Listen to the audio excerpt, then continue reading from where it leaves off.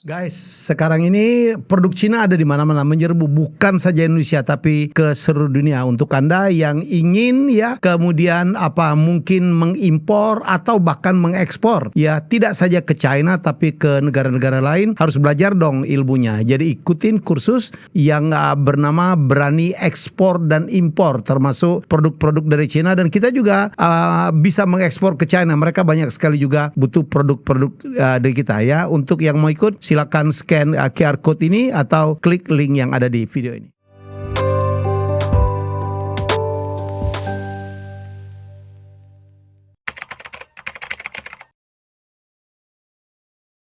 Jadi kalau yang saya lakukan, kalau secara makan sebenarnya lebih sederhana aja. Pertama, jendela makan saya kalau bisa tidak lebih banyak daripada jendela tidak makan. Apa maksudnya? Ya, jadi misalnya dalam satu hari 24 jam, Mas. Nah, jendela makan kita kecenderungannya kita hanya tidak makan pada saat kita tidur kan. Iya. Berarti pas melek dari jam 6 pagi sampai jam 11 kan kita ngunyah. Okay. Nah, artinya jendela makan kita itu berarti 70%. Jendela tidak makan kita 30%. 30%. Nah, itu artinya agak sedikit kalau berbicara time management itu agak gagal total sedikit karena udah artinya salat, jendela makan kita terlalu banyak. Nah, kebalikannya pada saat dimana saya bilang saya hanya akan makan 6 sampai 8 jam sehari, itu adalah jendela makan saya. Terserah saya mau mulai dari jam berapa. Kalau saya mau mulai jam 8 berarti nanti saya berhenti makan di jam 4 atau jam 6 sore. Kalau saya mau mulai di jam 12 siang atau kayak hari ini misalnya saya baru mau mulai makan di jam 2 siang, berarti memungkinkan saya bisa makan sampai jam 8 atau 10 malam. Ini ada hubungan dengan keto gitu ya? Itu beda lagi, tapi konsepnya sebenarnya itu kan sebenarnya terminologi aja. Tapi konsepnya adalah pendekatan makanan itu adalah sebuah tools atau metode yang kita pakai untuk substansinya kan adalah kan maunya sehat gitu. Maunya sehat. Ya, tapi keto juga mengajarkan gitu ya, bahwa jendela tidak makannya lebih banyak daripada jendela makannya, betul kan? Sebenarnya kalau ketogenics lebih kepada dia concern terhadap gula darah yang terlalu tinggi yang disebabkan karena kontribusi karbo. Makanya kenapa ternyata yang namanya makronutrisi buat kasih kita tenaga nggak perlu harus dari karbo loh. Ternyata badan kita juga bisa memakai dari sumber lain. Contohnya? Which is dari keton. Yaitu makanya kenapa kita butuh ada di dalam namanya state of ketosis. Dimana badan kita pada saat dimana nggak dikasih karbo, gula darahnya turun, nanti badan akan mencari alternatif sumber energi lain. Makanya disebut dengan namanya state of ketosis. Makanya pendekatan dietnya disebut namanya ketogenics diet gitu. Kalau selain It's karbo, apa yang jadi sumber? Lemak. Lemak, iya. Lemak dari? Lemak dari sumber yang baik, ya lemak baik. Contohnya? Lemak baik, contohnya dari kuning telur, dari minyak, misalnya minyak yang kuning alami. Kuning telur justru ya? Ya, misalnya kuning telur, lemak dari protein, misalnya kayak ayam ada lemaknya, ikan ada lemaknya. Kambing, sapi ada lemaknya, itu kan lemak yang baik sebenarnya. Selain itu juga ada lemak yang baik, yang alami, misalnya dari kelapa. Misalnya dari olive oil, misalnya lemak mungkin dari mana lagi. Nah, yang buruk itu adalah lemak yang disebut dengan namanya refined fats atau lemak olahan yang istilahnya dalam pembuatan lemak tersebut membutuhkan proses yang panjang dengan pemanasan yang tinggi yang biasanya kita dapatnya dari vegetable seeds oil kan gitu. Minyak goreng lah gitu. Minyak goreng. Canola, misalnya corn oil. Margarin? Iya, kalau butter bagus. Iya. Butternya bagus. Kalau butter bagus, yang butter kan alami. Kalau margarinnya nggak alami. Margarin olahan refine. Kalau butter alami dia. Oh, jadi cenderung kalau yang olahan itu tidak sehat ya, Dek? Iya, karena proses tersebut dia pro-inflamasi, menyebabkan inflamasi dalam tubuh kita, peradangan di pembuluh darah. Tapi kalau yang alami badan kita membutuhkannya. Itu pertimbangannya bahkan pertimbangan hormonal kan, bahwa pada dasarnya. Jadi kalau orang yang nggak makan ayam, nggak makan daging merah sekali itu memang nggak benar juga ya?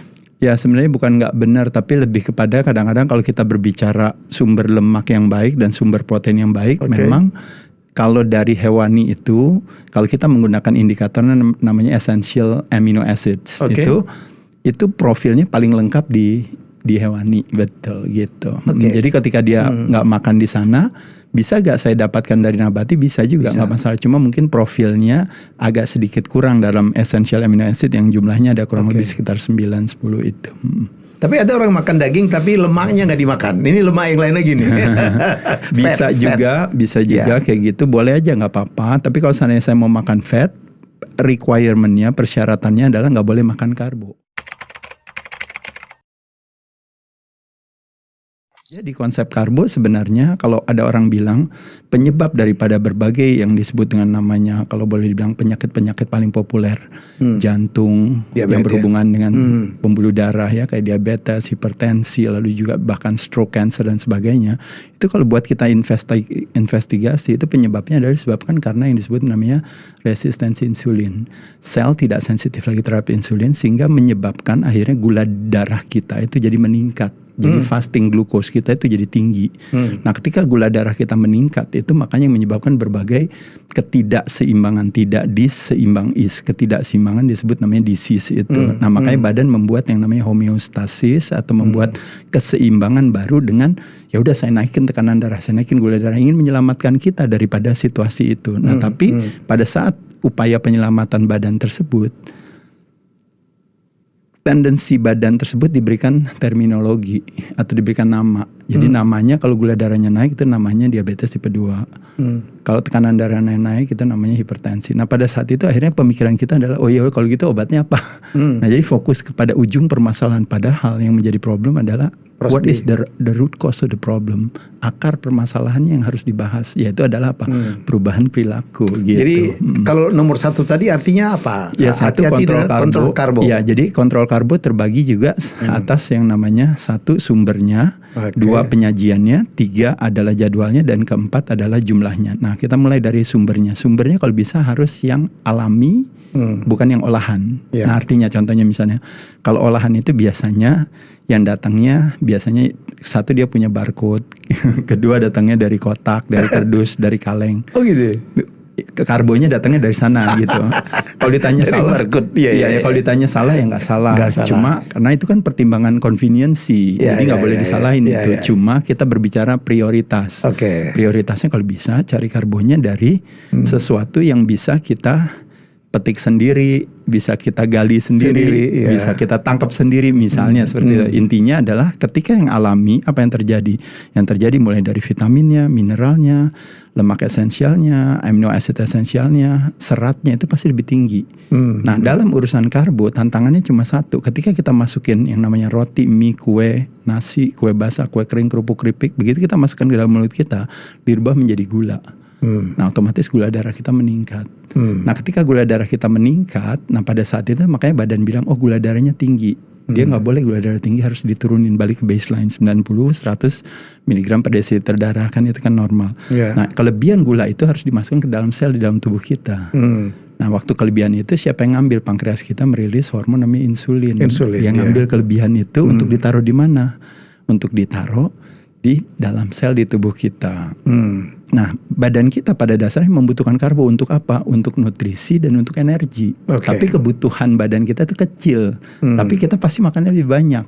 Nah tapi badan kita punya kecerdasan sendiri. Ini karena kesempurnaan Tuhan. Dia bilang katanya nggak apa-apa. Manusia pasti sering makan karbonya banyak.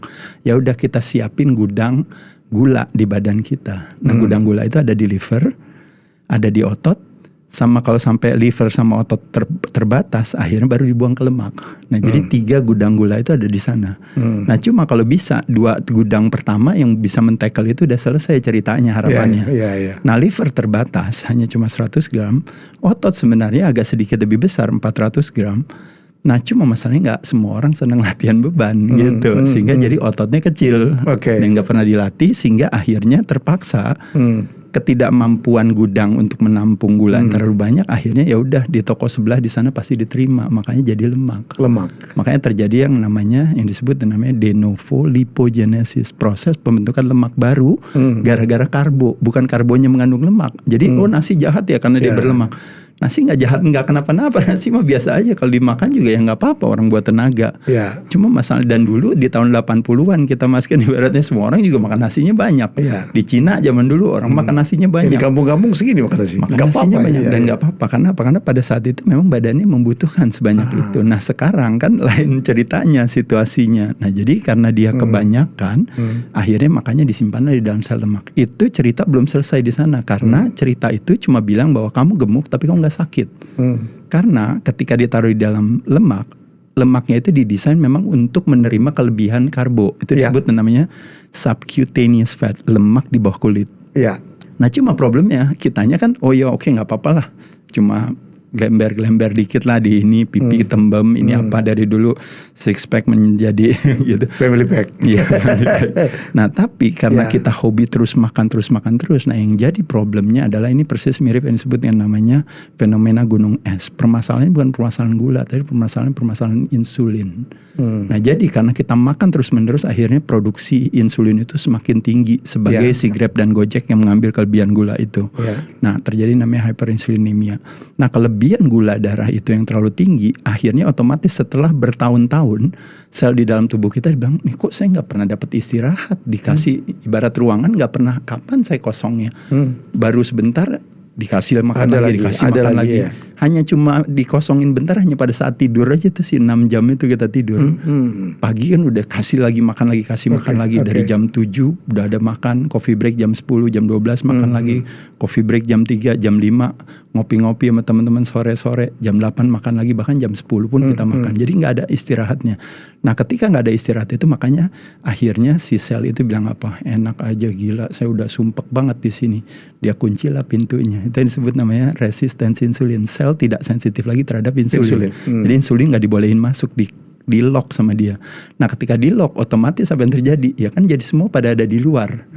Produksi insulinnya tambah tinggi, gulanya tambah banyak.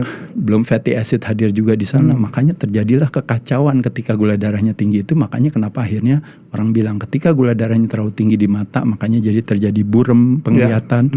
Ketika terjadi gulanya terlalu tinggi di luka, akhirnya nggak sembuh-sembuh, akhirnya jadi amputasi. Ketika lukanya terjadi, ketika gula darahnya banyak di pembuluh darah kita juga, akhirnya virus bakteri jadi happy, jadi senang di sana. Kulit juga jadi kusam.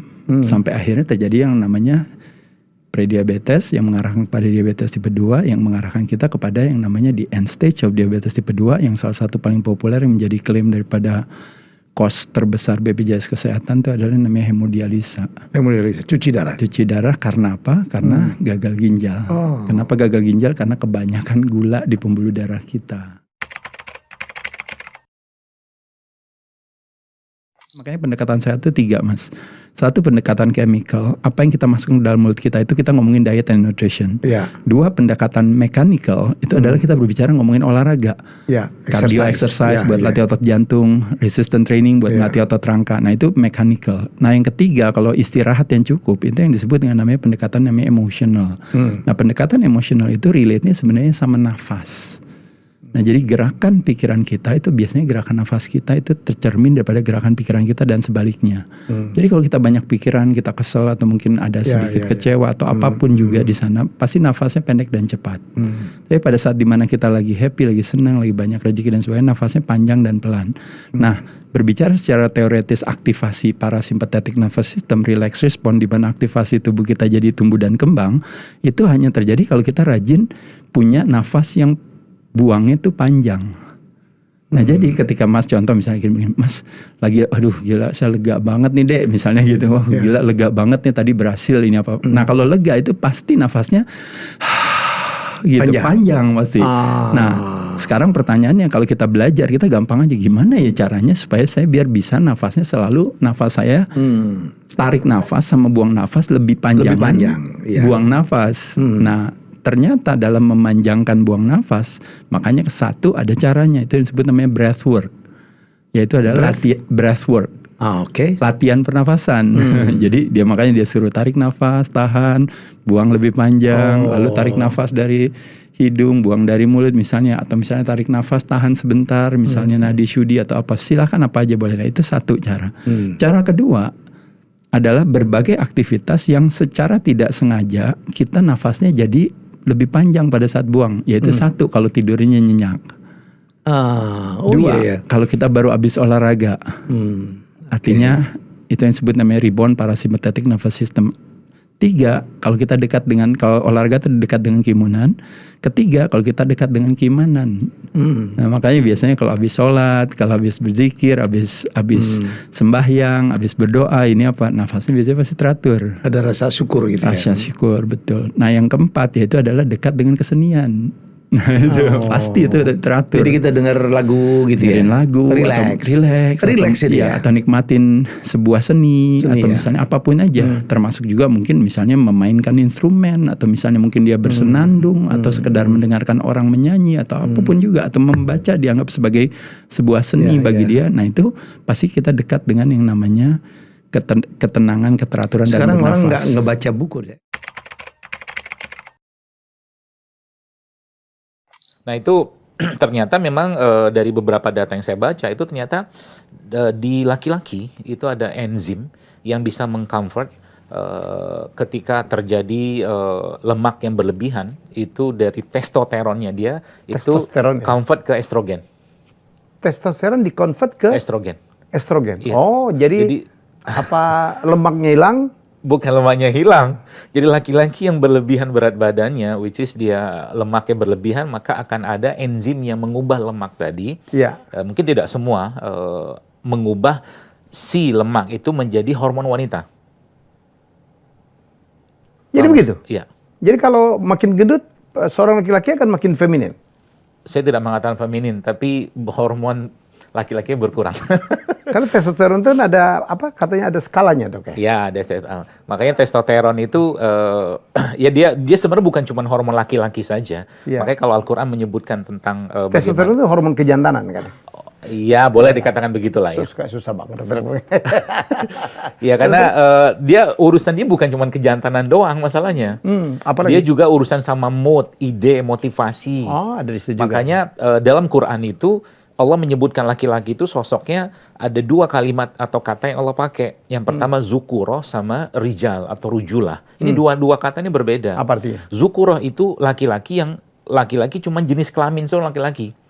Tapi kalau rijal dia satu komplek lelaki dengan komplit paket kejantanannya ada, paket pemimpinnya ada, paket apalagi idenya. Pantas orang Jambi banyak namanya Rijal ya. Rijal tuh bagus lah namanya. Makanya kalau dalam surah An-Nisa Rijal qawwam 'ala nisa kata Allah kan bahwa laki-laki itu pemimpin. Jadi kalau Al-Qur'an kita kan kalau pakai terjemahan Indonesia kita semua sebutnya tuh Rijal itu qawwam itu Rijal tuh pemimpin. Oke. 'Ala nisa. Jadi sebenarnya itu bukan itu sebenarnya. Jadi dia yang memutuskan, dia mungkin inisiator ya, eksekutor ya, apa evaluator ya, semua dalam satu paket. Oke, kita balik ke pertanyaan saya semula gitu. Jadi tolong lebih detail menjelaskan bagaimana bisa kita menguruskan perut. Saya lumayan agak kurus nih, saya turun 10 kilo ya. Ya, dan kemudian menaikkan hormon testosteron. Baik, ini mudah sebenarnya. Kalau pakai rumus standar, kalori in sama kalori out sama, maka maintain berat badan. Kalori in sama kalori out sama ya. Kemudian kalori in lebih kecil daripada kalori out, maka dia akan turun berat badan. Kalori out lebih besar, kalori in lebih besar daripada kalori in, kalori in lebih besar daripada kalori out, maka naik berat badan. Itu rumus standarnya. Jadi kalau itu dipakai sebenarnya mudah sekali kita meng-apply rumus itu pada makanan kita sehari-hari. Contoh nih, kenapa sekarang obesitas atau mungkin penyakit-penyakit yang hubungannya sama kegemukan, ya lemak berlebih itu berlimpah di mana-mana. Karena contoh pagi-pagi orang sudah makan sebelum mungkin nasi uduk, nasi goreng misalkan ya. Ada nasi uduknya atau nasi goreng lah, mungkin gampang lah. Nasi gorengnya, kemudian ada kerupuknya, ada bakwannya, terus ada teh manisnya, itu kan gula semua. Jadi Al-Quran sebenarnya sudah ngasih tahu falyanzuril insanu ila ta'ami. Perhatikan apa yang kalian makan, kata Al-Quran begitu. Jadi sebenarnya akhirnya apa? Karena gula yang berlebihan, akhirnya karena tubuh kita ini nggak kuat dengan atau tidak terbiasa dengan gula yang tinggi, dia kayak konslet bahasa saya itu. Konslet. Akhirnya sekarang kalau kita lihat penyakit-penyakit seperti stroke, kencing manis, darah tinggi segala macam itu kan sebenarnya bukan cuma kelebihan gula, tapi satu penyebab yang terjadi yang tidak diketahui orang banyak, dan ini akan jadi epidemik berikutnya adalah insulin resisten karena kelebihan gula. Jadi sudah yang dimakan nggak benar, nggak baik, berlebihan pula, banyak gula pula, ya sudahlah. Tinggal tunggu waktunya itu. Jadi itu rumus sederhananya Pak Elmi. Tapi kalau mau pakai rumus yang lain, itu saya bisa tambahkan sedikit lagi. Jadi misalkan nih, rumus turun berat badan apa? Kalori in sama kalori out harus lebih kecil kalori in. Tapi kita nggak cukup cuman sekedar menurunkan berat badan. Karena saya dulu pernah bikin challenge di IG, itu udah lama, waktu 4 tahun yang lalu mungkin. Saya bikinnya 7 Days Challenge JSR. Itu turunnya gampang banget, seminggu doang. Tapi itu agak drastis turunnya. Saya bilang, kalori itu kita batasin. Jadi kalau mungkin bahasa itu very low calorie diet gitu kan. Seperti itulah. Kemudian setelah kurus terus mereka mau ngapain? Nah di sini akhirnya kita belajar lagi, masuk lagi. Sebenarnya kalau sudah masuk begitu, ketika kalori in lebih kecil daripada kalori out, maka pasti turun berat badan. And then bagaimana supaya dia tetap bisa punya power? Masukin protein. Masukin protein. Jadi masukin protein, sayurnya masuk, dan karbonya kita kurangi, udah selesai itu. Daging masuk, sayur masuk, kalori kita batasin, nasi apa segala macam itu. Ya dia akan maintain itu, kan akan memperkuat massa otot. Nah, memperkuat massa ototnya apalagi tambah lagi dengan namanya resistance training, exercise ya semacam barbell apa mungkin push up, squat segala macam, sifat menggunakan berat badan atau mungkin alat, itu lebih seru lagi, lebih dahsyat lagi untuk mengobati insulin resisten tadi. Jadi saya pernah ketemu satu produk dari Amerika. Produk ini dia sebutnya, saya lupa namanya itu apa, tapi dia katakan dia sebutkan master hormone, dia bilang. Master hormone. Saya bilang, apa gitu kan. Cek. Ternyata dia sebutkan cuman dia intinya itu black curcumin.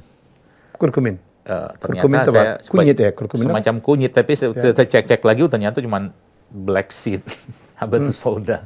Jadi habatus sauda itu salah satu biang hormon, mereka sebutnya begitu. Yang itu biasanya saya sarankan kalau malam itu kan nggak ada makanan lagi masuk, kemudian kita dengan mengkonsumsi yang master hormon tadi itu, kalau versinya Nabi ya, dalam artian Nabi mengajarkan makan habatus sauda misalkan, itu sebelum tidur tuh makanlah itu dulu, mungkin ya 3 kapsul, 2 kapsul cukup lah, membantu membersihkan itu. Makanya itu adab yang kesekian. Kemudian balik lagi, sering saya sampaikan, malam itu bukan waktu untuk banyak makan. Jadi Nabi pun kebanyakan tadi, habis isya beliau tidur kalau nggak ada urusan keumatan. Jadi seperti itulah.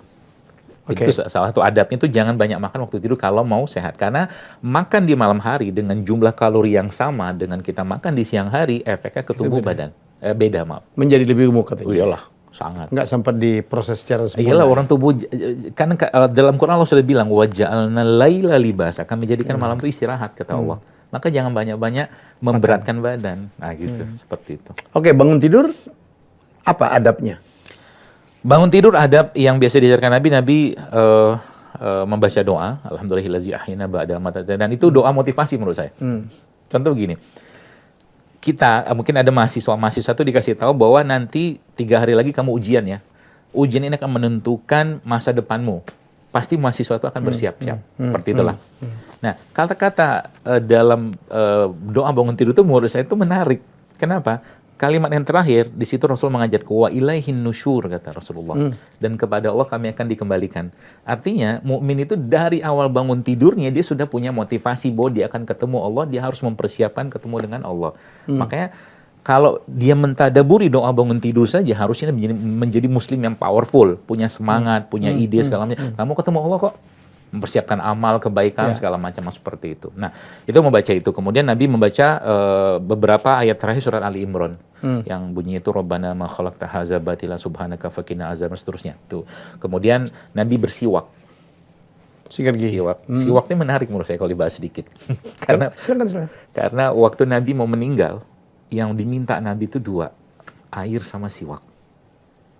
Air putih untuk membasuh sebagian, seingat saya kemarin satu lagi siwak. Siwak itu jelas banget disebutkan dalam sebuah hadis-hadis sahih bahwa Nabi itu ketika mau meninggal minta siwak untuk membersihkan mulut beliau. Makanya hadis-hadis tentang siwak itu sangat besar, sangat banyak, atau sangat kuat lah. Saya kemarin ketemu dengan seorang sahabat teman yang dia gara-gara siwak jadi profesor. Oh iya? Iya. Saya insya Allah nanti tanggal berapa tuh diundang acara pengukuhan guru besar siwak. Itu saya ketemu sama beliau di Turki. Dia presentasi siwak di Turki. Siwak itu kan dari ranting pohon gitu kan? Kayu arak namanya. Kayu arak. Hanya ada di... Iya, setahu saya. Kayaknya di Timur Tengah. Di Timur Tengah. Dan semua kandungan pasta gigi ada di siwak. Dan ternyata kalau kita buka lagi, kenapa Nabi sampai luar biasa memperhatikan kesehatan mulut? Ternyata mulut ini urusannya sama jantung, sama otak. Jadi kalau mau pintar, banyak-banyaklah urusan bersiwak-siwak begini. Dan ada satu penyakit di jantung, Pak Helmi, yang kita sebutnya endokarditis infektif. Itu bisa disebabkan oleh karena oral hygiene yang buruk. Ada. Jadi gara-gara gigi buruk itu jantungnya bisa infeksi. Setiap Anda mau makan yang tinggi gula, kalau Anda belum bisa mengurangi gula, atau kita belum bisa mengurangi gula, contoh gula itu nasi, tepung-tepungan, apa gula pasirnya, itu kan gula semua tuh. Gitu loh. Atau makanan olahan yang tinggi gula, atau minuman, ya seperti itu. Nah itu coba minum dulu itu, si cuka tadi. Atau, itu yang pertama. Atau yang kedua apa? Anda makan sayur dulu sebelum itu. Makan sayur dulu. Itu akan mencegah lonjakan gula. Ini udah nggak suka sayur. Makan nasinya banyak banget. Iya. Minumnya teh botol ya kan. Sering saya bilang tuh, dok saya makan sayur dok. Kalau lagi beli nasi padang. Sayur nangka. Santan lagi sama juga bohong. Santan lagi. Dan di restoran Padang tuh, istrinya kan orang Padang. Sayur kan agak kurang ya. Harus minta tuh. Ya. Sayur sebaiknya yang fresh, bukan yang fresh, diolah. Ya bukan kayak sayur nangka gitu. Saya bilang sebenarnya orang Padang tuh tidak ada masalah dengan makanan Padang, ya cuma beda kita kebiasaan. Orang Padang yang dulu habis makan Padang segala macam dia pergi beladang, pakailah sepeda, bawa gerobak segala macam, karbonya kebakar lagi. Kenapa orang tua itu kemudian punya problem lutut? Jadi sebenarnya problem lutut itu proses degenerasi. Berarti kan kita kembali ke faktor usia ini Pak. Memang degenerasi itu mulai terjadi di usia sebenarnya usia lebih dari 50 tahun. Ya mungkin untuk lutut itu 60 tahun. Karena sebenarnya tulang rawan itu keras Pak, benda yang keras. Dia akan mengalami perlembekan atau kerusakan itu di usia 60 tahun ke atas. Cuman trennya sekarang, jadi kebanyakan usia 40-an itu sudah mulai terjadi degenerasi lutut. Jadi degenerasi lutut. Faktor penyebabnya terbanyak itu problem sekunder sebenarnya Pak. Apa itu? Salah satunya tadi cedera, trauma. Nah, trauma kemudian dibiarkan, akhirnya tidak terdiagnostik atau tidak tertangani dengan bagus. Jadilah mungkin yang kita sebut dengan pengapuran lutut, osteoartritis lutut. Jadi sebenarnya degenerasi lutut itu adalah osteoartritis yang terjadinya degenerasi pada tulang rawan ini yang kita bicarakan Pak. Nah karena dibiarkan akhirnya naik terus, nambah terus. Grade-nya kan ada 4 grade. Nah, grade awal mungkin grade 1. Namun dibiarkan naik grade 2. Apa? Grade 1 baru sedikit kerusakan tulang rawannya Pak. Itu cuma sakit-sakit aja? Ya. Nah nanti naik lagi 2 tahun kemudian naik grade 2, grade 3. 2 apa gejalanya? Grade 2 biasanya hampir sama gejalanya, sakit, bengkak. Cuman kalau kita lihat dari kerusakan tulang rawan mungkin lebih setingkat lebih tinggi. Jadi kalau kita scope ke dalam itu seperti ada fraying. Fraying itu ada rumbai-rumbai tulang rawan. Rumbai tulang rawan yang terkikis karena dia mungkin bergesekan dengan di bawahnya atau dengan kerusakan yang disebabkan sebelumnya. Kemudian naik ke grade 3, grade 4. Nah kalau sudah grade 4 ini kan sudah betul-betul habis tulang rawannya Pak. Nah mungkin pernah dengar total knee replacement. Nah itu operasi yang penggantian sendi lutut. Harusnya ideal itu di atas 60 tahun. Sekarang usia 50-an itu sudah indikasi dilakukan. Makin mudah. Apa penyebabnya? Penyebabnya tadi di samping kecelakaan atau apa gitu, di samping asam urat. Asam urat. Kemudian tadi cedera, ya mungkin tadi dulunya. Kalau cedera iyalah. Olahraga. Nah, asam urat, kemudian bisa karena infeksi, rematik. Nah, yang paling sering itu adalah contohnya kebentur. Mungkin tidak ada kerusakan, cuman sudah ada proses peradangan di dalam. Nah pada saat proses peradangan itu kan beda-beda orang, beda respon. Ada yang mungkin lebih berlebihan responnya, jadi semakin rusak ini tulang rawan akhirnya. Itu sih Pak. Faktor salah makan ada nggak Win? Salah makan ya tadi mungkin berhubungan asam urat Pak. Asam urat yang tinggi, tidak terkontrol, rusaklah ini. Jadi kristal asam urat itu yang mengendap di lutut. Itu Pak. Jadi kecenderungannya makin muda sekarang ya? Makin muda. Apa faktor yang membuat makin muda orang terkena persoalan lutut? Faktornya makan enak ini Pak. Makan enak, jeroannya, seafoodnya, daging merahnya mungkin over. Daging merah? Daging merah. Salah satunya kan yang menyebabkan tingginya purin di darah itu, ya itu tadi yang saya sebutkan. Itu. Jadi mungkin hari ini makan ini, hari ini makan. Jadi setiap hari. Jeroan, ya, daging merah, ya seafood yang berlebihan. Enak semua itu. Makan enak Pak, memang di Bali makan enak. Makan enak, enak semua celakanya ya. Jadi yang dianjurkan mau makan sehat aja, mungkin makan ikan gitu ya. Boleh, tapi tidak boleh berlebihan. Untuk memperlambat pengapuran itu ada nggak yang disarankan oleh dokter? Untuk memperlambat pengapuran itu salah satunya dengan olahraga yang intens tapi safe. Salah satunya. Contohnya apa sih? Jogging? Contoh gym. Nge-gym. Kalau untuk lutut mungkin yang not weight bearing exercise seperti sepeda statis, berenang, nge-gym. Boleh sebenarnya kita ikut olahraga turnamen. Mungkin mau terjun ini seperti saya pengen ikut padel, tapi saya belum siap karena saya belum nge-gym karena otot yang kuat itu melindungi dari cedera. Nah, yang kebanyakan sekarang belum siap, belum nge-gym, ikut padel. Akhirnya cedera. Nah, itu Pak yang bahaya. Jadi ini padel ya karena lagi ngetren nih. Saya pikir ini bagus tuh dengerin sama teman-teman nih lagi gandrung gitu ya. Mungkin karena tren ikut-ikutan atau memang karena mau sehat gitu. Apa yang harus dilakukan untuk meminimais kemungkinan terjadi ACL atau apapun itu? Untuk meminimais harus kita penguatan otot dulu. Berarti olahraga nge-gym. Gym dulu. Berapa menit? Setiap hari ya, intens aja, konsisten setiap harinya. Jadi minimal 30 menit, mungkin sepeda statis dulu. Kemudian atau angkat beban dulu ya. Pada saat otot kita kebentuk, otot kita kuat, mau olahraga turnamen itu akan sudah siap. Oke, jadi sekarang pasiennya banyak sekali yang pemain pedal ya yang terkena gitu. Jadi tadi harus endoskopi tadi ya? Ya, dengan prosedur Richard Wolf ya, kita artroskopi, kita ganti ligamen yang sudah rusak, atau mungkin kalau kena bantalan kita jahit bantalan yang sudah rusak. Itu. Dan setelah itu ada treatment lagi? Untuk treatmentnya pasca operasi. Menuju recovery, pasca operasinya apa yang dilakukan? Sesuai protokol yang kita temukan ini Pak. Kalau mungkin kita berbicara tentang ACL, berarti nanti akan ada tidak boleh napak dulu sekitar 1-2 minggu. Kemudian latihan nekuk. Kemudian akan ada penguatan otot, akan ada stretching otot juga. Jadi harus imbang, kita kuatkan tapi kita tetap stretching supaya tidak sakit pasiennya. Nah, kemudian nanti kalau sudah mulai lepas tongkat, 1 bulan lepas tongkat, kan pasca operasi kan pakai brace dulu. Nanti sudah lepas brace, sudah mulai latihan angkat beban, penguatan otot. Nah, pada saat sudah imbang, balance semuanya, baru kita persiapkan untuk kembali ke olahraga.